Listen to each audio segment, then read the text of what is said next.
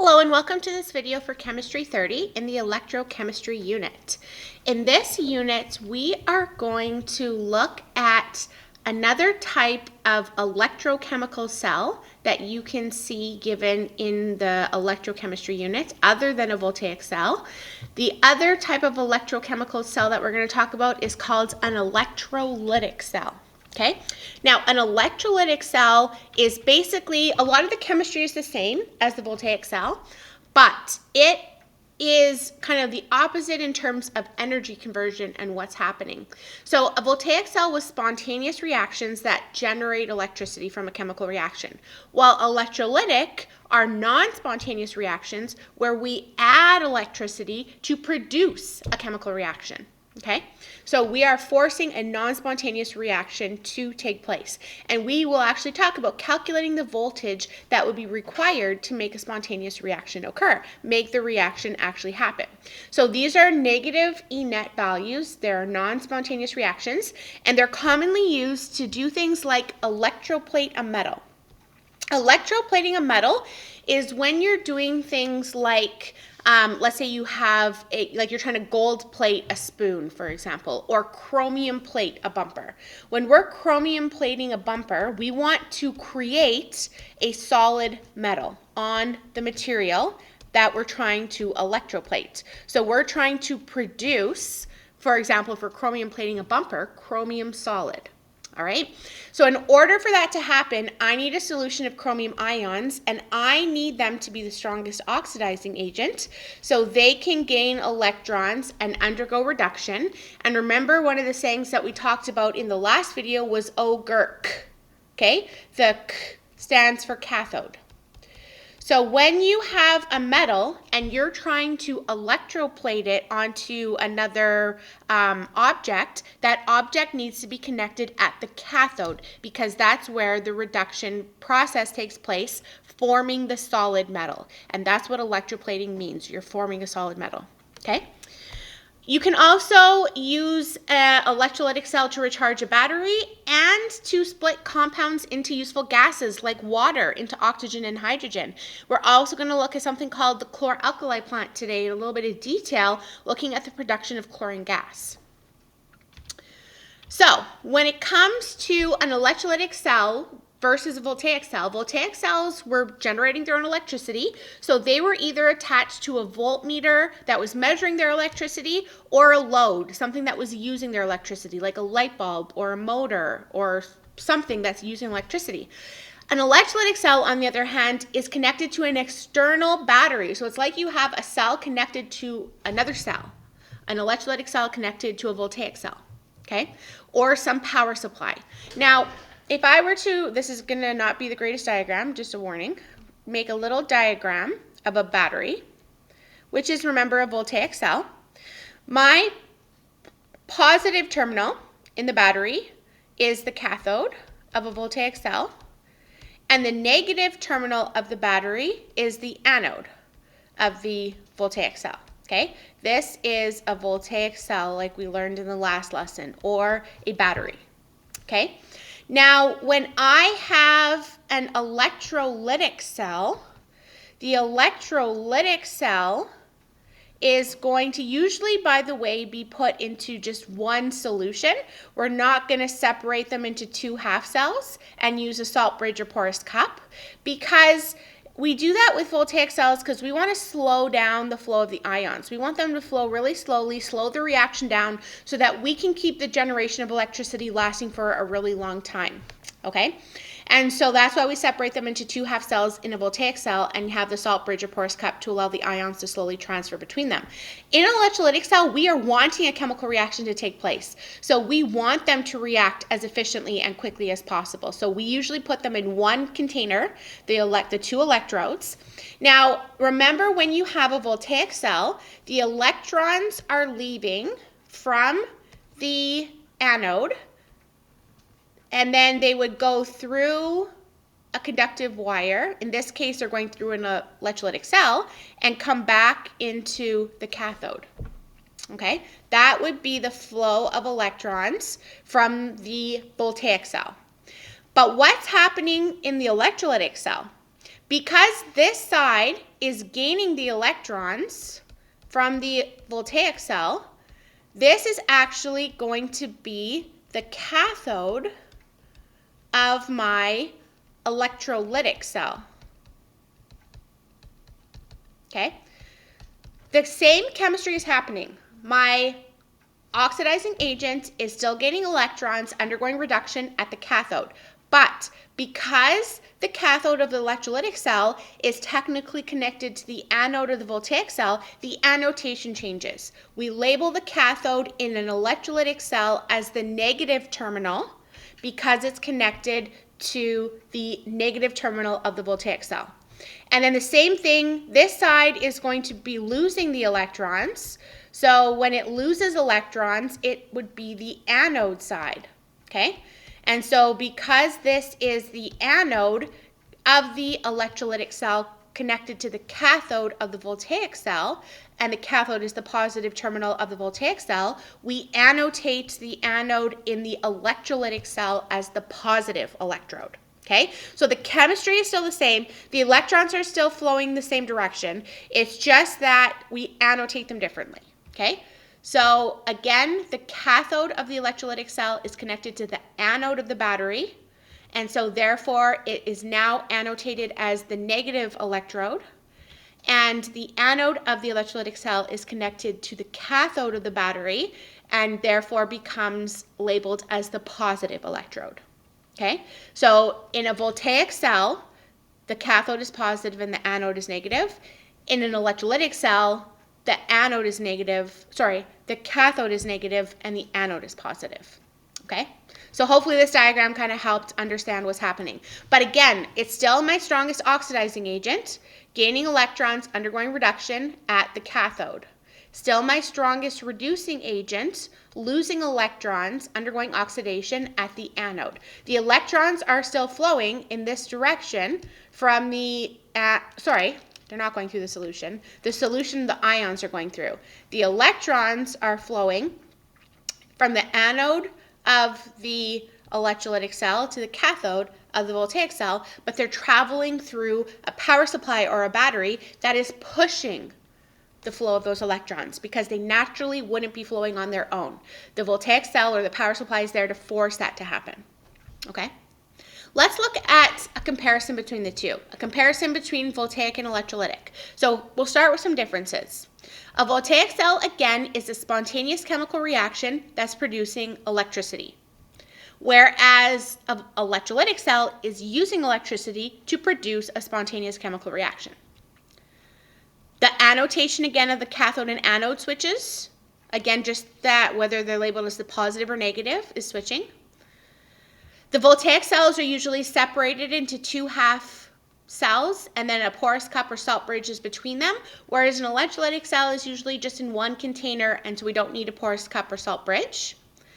Voltaic cells are spontaneous and have a net E-net positive, whereas electrolytic cells are non-spontaneous and always have an E-net that is negative. So when you calculate your voltage, if you get a positive value, you know it's a voltaic cell. If you get a negative value, you know it's an electrolytic cell.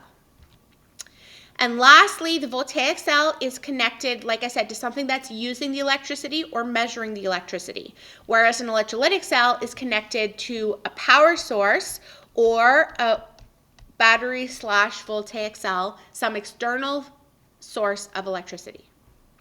Now, everything else between the two cells is similar. Electrons are still flowing from the anode to the cathode. Our saying rally-o, the o-gurk. So rally-o, I tell my kids rally-o, he's scared.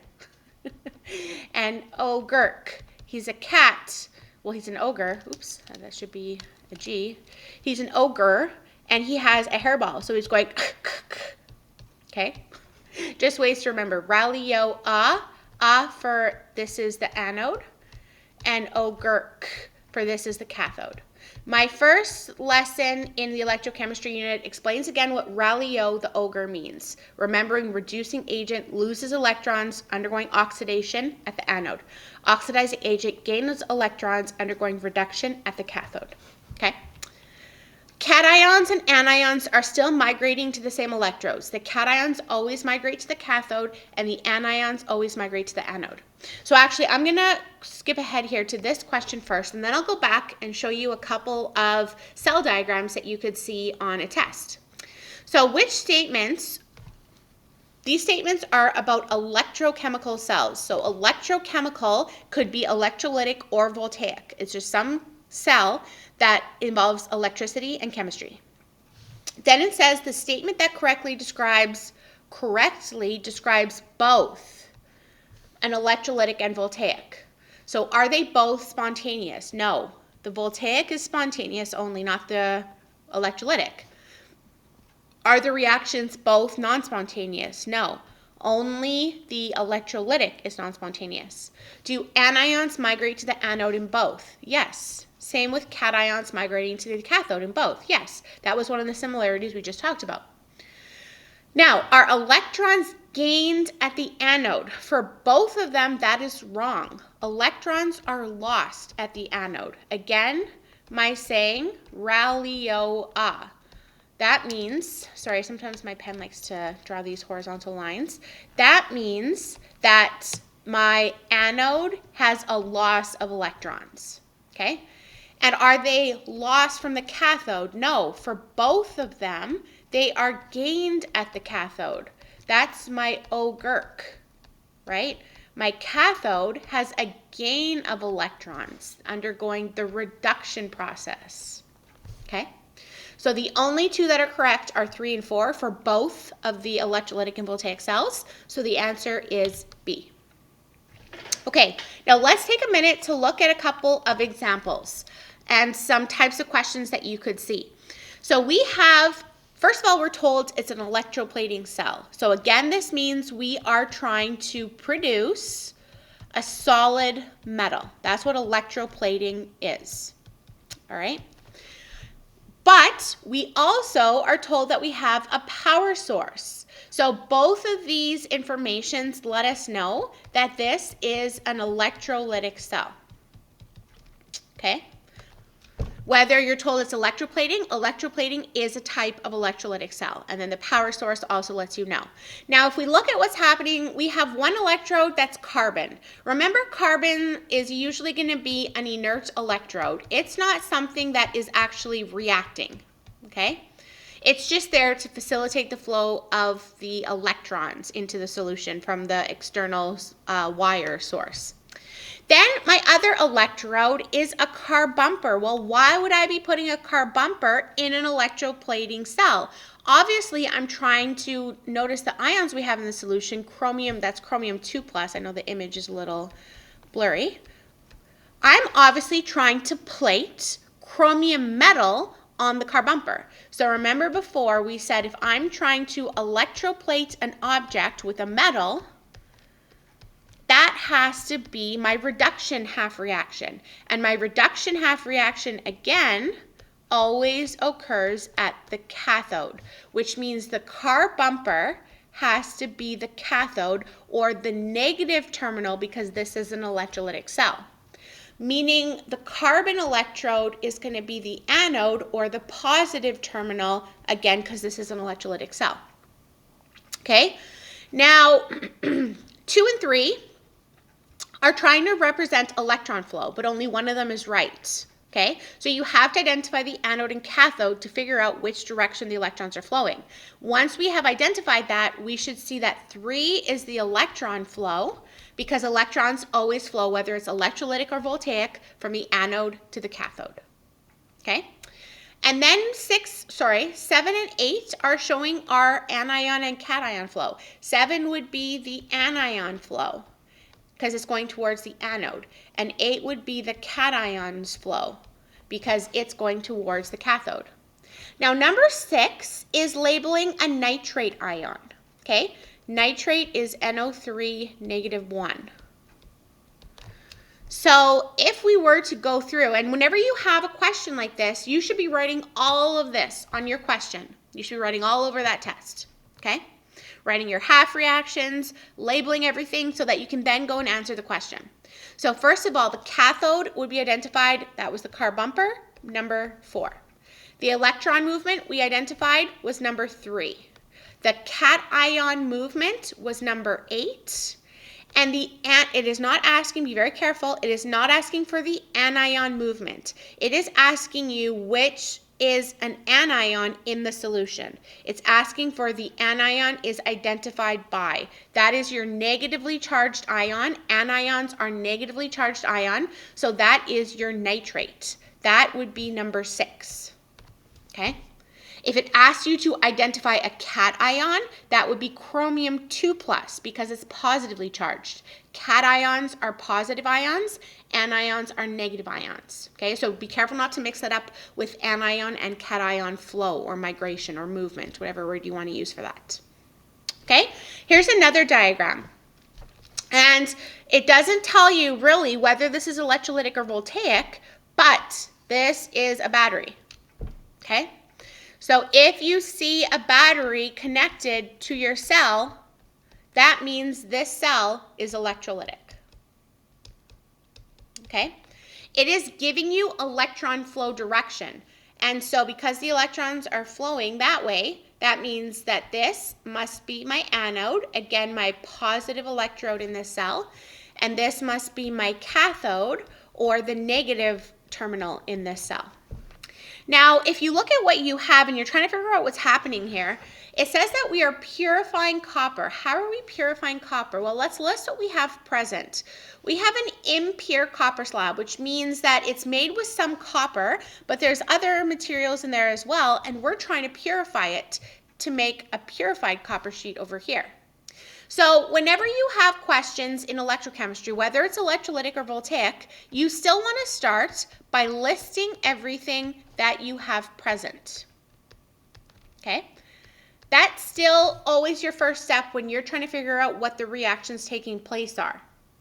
I know my copper solid will be my SRA, and my copper 2+ will be my SOA. Sulfates is only an OA with hydrogen ions if they're present, which they're not. They are further down on the chart in your data booklet as an OA with water, but copper 2+ on the data booklet on page 7 is higher on the left-hand side than the sulfate with water, and copper solid on the right-hand side is the lowest down. We do have water too, sorry, I forgot to list water, which could be both.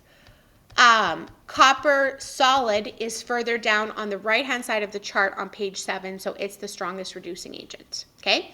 So essentially what's happening is any copper solid at the anode is going to lose electrons, right? Because remember again, our reducing agent loses electrons, undergoes oxidation at the anode.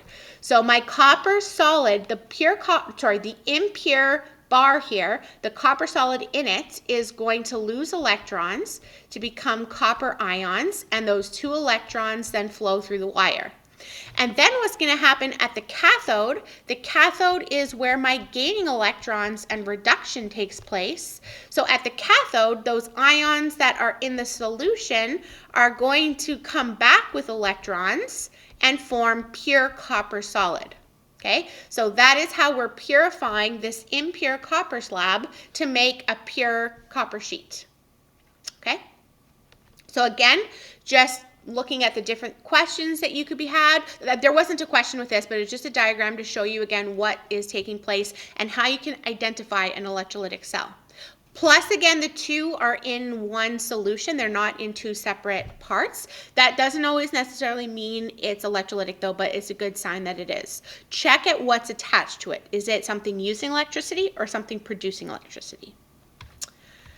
Okay, now we're going to get into some examples. And the Hall-Hurlett is one type of cell that produces liquid aluminum by electrolyzing. Electrolyzing means you're adding electricity. So when you're adding electricity, again, that means you must be causing some non-spontaneous reaction to happen.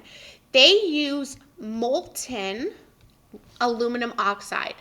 Molten just means that you have a liquid form of your ions rather than an aqueous form. So there's no water in this cell, okay? Now, the half reaction would still be the same for producing aluminum. Even though it's starting as a liquid ion and making a liquid product, it still is starting as an ion and turning into an atom. Okay, so it still has to gain 3 electrons to make that process happen. This would still, again, be my oxidizing agent. Gaining the aluminum ions would be the oxidizing agent. Gaining electrons, undergoing reduction at the cathode in that process. Another type of plants that we're actually going to do a diagram for, as well as look at the reaction, is the chlor-alkali plant. So the chlor-alkali plant, the chlor stands for the fact that we are producing chlorine gas, and the alkali means we're making a basic environment. So we're actually producing hydroxide ions in this plant. Alkali means basic.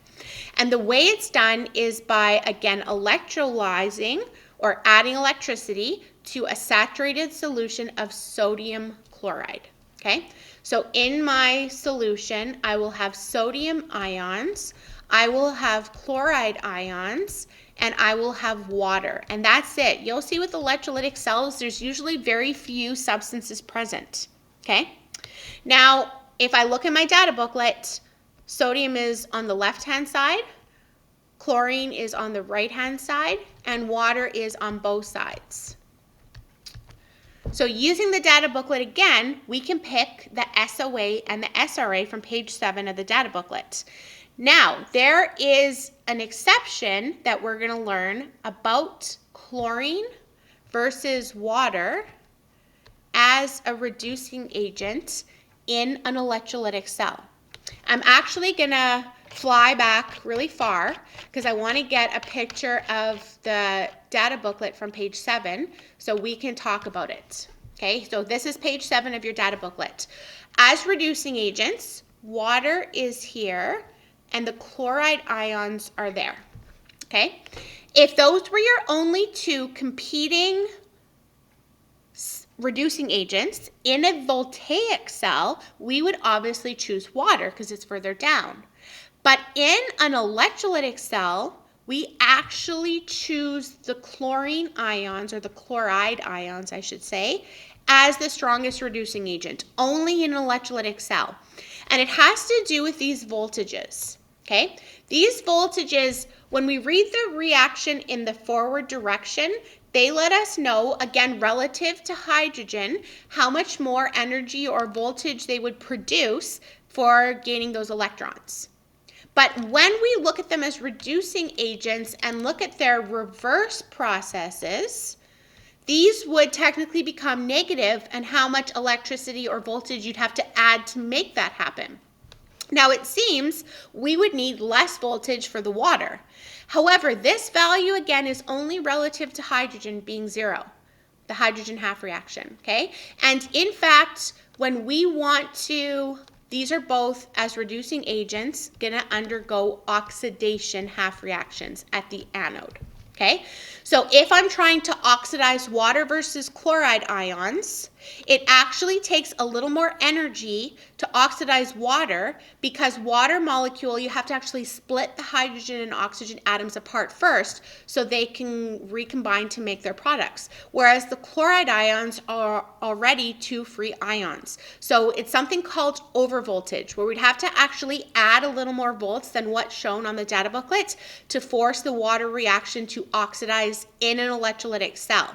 So the chloride ions will actually be the stronger reducing agent between that and water in an electrolytic cell, okay?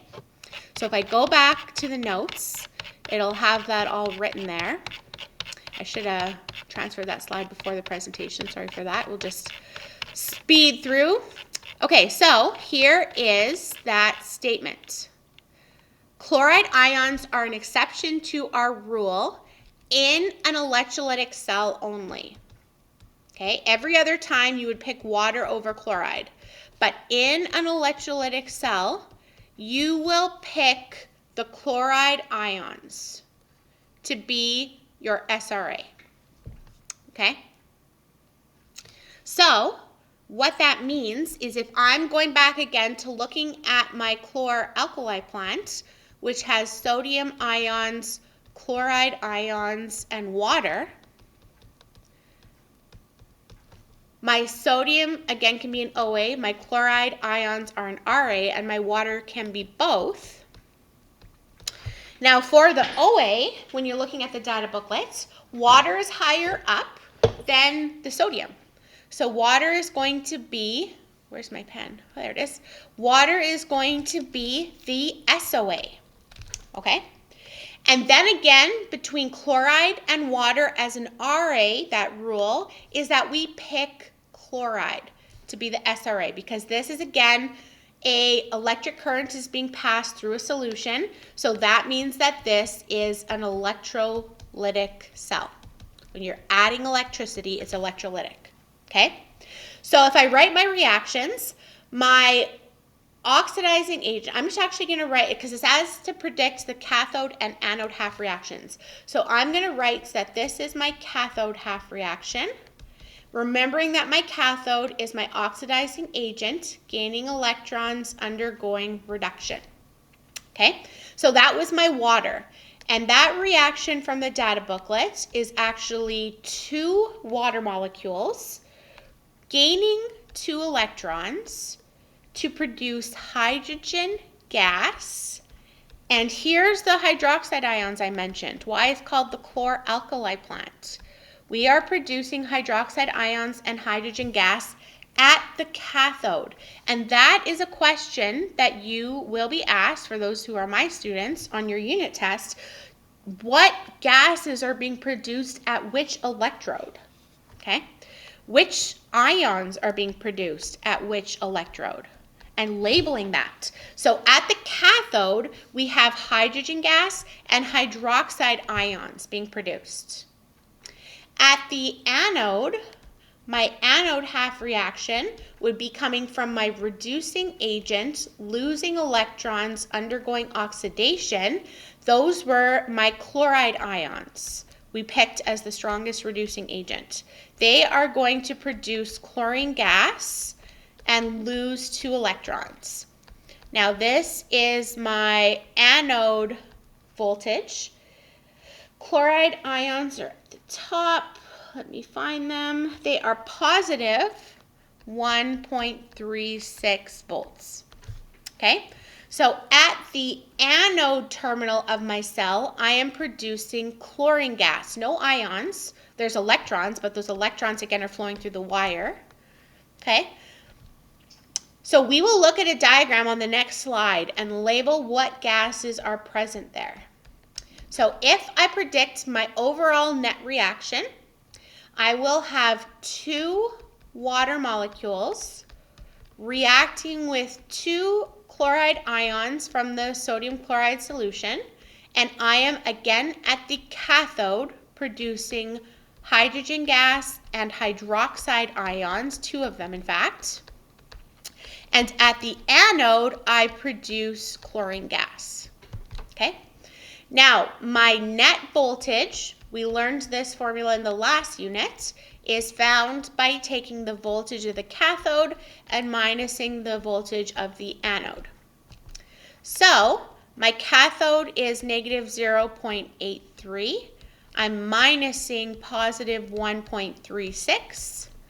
Now, you are going to get a negative voltage. Again, that's another hint that you have an electrolytic cell. Electrolytic cells always have a negative E net. The answer is negative 2.19 volts. Okay? Now, notice it is asking you to identify the minimum voltage required to make the cell operate. Well, this cell is deficient by 2.19 volts, which means I need to add at least that amount of voltage in order, I'm trying to get to a positive voltage, or at least 0, a little bit above 0, okay? So we're gonna say that we're gonna add 2.19 volts in order to make, when I add that to the negative 2.19, I get to 0, and I want to go actually a little bit above to make that spontaneous process happen. So this is a statement that you need to say. Once you get the negative value, you turn it into positive, and that's the voltage required. That's how much you have to add to make this reaction take place. okay? Now let's look at that diagram. Remembering again, at the cathode, I'm producing hydrogen and hydroxide, and at the anode, I'm producing chlorine gas, okay? So here is the diagram of that cell. I'm told that I'm putting in sodium chloride again. Okay, so if this diagram if this diagram was just, a standalone question, it didn't ask you to write the reactions, you would need to write the reactions, okay? But we already did that on the last slide, so I'm not doing it again. But again, at the cathode, we said we were producing hydrogen gas and hydroxide ions. Those were the products of my cathode half reaction. My anode half reaction product was chlorine gas. Okay, now how do I label this on the diagram? Well, the products that are coming out above the solution are the gases, because gases have a lower density, so they're going to rise to the top of the solution and then be pumped out at the top. Okay, so product 1 is what's happening at the anode, and that was chlorine gas. Product 2 is what's happening at the cathode, and that is hydrogen gas. Now, product 3 is looking at a solution, ions in a solution, okay? So I'm producing hydroxide ions there. However, it might ask you or give you other ions in the solution that are present with it. We have sodium ions and chloride ions. Now the chloride ions are being attracted to the anode. They're reacting to produce chlorine gas. But my sodium ions are cations. They're going to be attracted to the cathode. So those sodium ions can actually bond with hydroxide to make the ionic compound sodium hydroxide. So I could say my sodium ions are present at the cathode with the hydroxide ions, even though the hydroxide ions are the actual product, but the sodium and the hydroxide can actually bond together to make the ionic compound sodium hydroxide. Now, technically, they would be soluble in solution, so they would dissociate into free ions. But if the question asks you if it's making, for example, it might ask, is it making sodium chloride or sodium hydroxide? The answer would be sodium hydroxide, okay? Again, the power source, letting us know this is an electrolytic cell. Okay, let's look at a couple other examples, and then that's it. So we have an electric current being passed through a solution of nickel 2 nitrate using inert electrodes. So I have nickel 2+, I have NO3 1-, and I have water. Listing everything again that I have present, Ni2+ is an OA. NO3 would be an OA if hydrogen ions were present, but they're not. So that can't happen. And water, again, is an OA and RA. Our SOA ends up being nickel, and our SRA ends up being water. You'll see that in electrolytic cells, water actually ends up being one of your stronger oxidizing or reducing agents. So if I write my half reactions again of my cathode and my anode, my cathode is going to gain electrons. The nickel ions are going to gain 2 electrons to make nickel solid.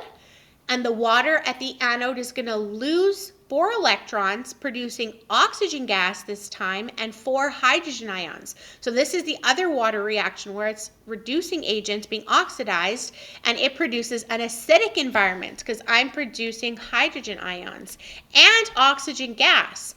I teach to my Chem 20s a test for whether you're producing hydrogen gas or oxygen gas, and it's called a glowing splint test. It's where you take a piece of wood, light it on fire, let it get nice and hot, blow it out, and it still has a red ember on it.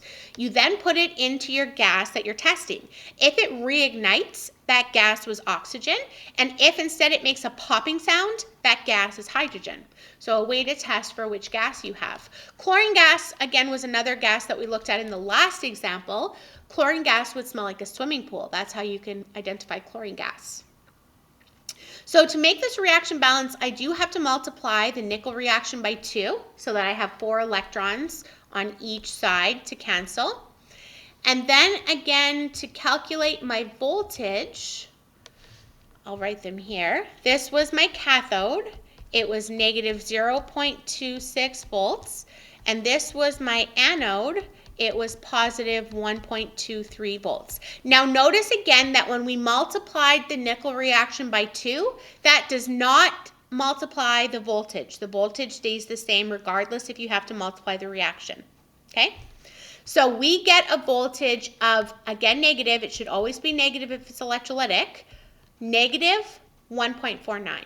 So I'm going to say that the minimum voltage required, I have to at least add 1.49 to get to at least 0. And again, we're trying to get a little bit above 0, but we just say that positive value of the negative value. Okay?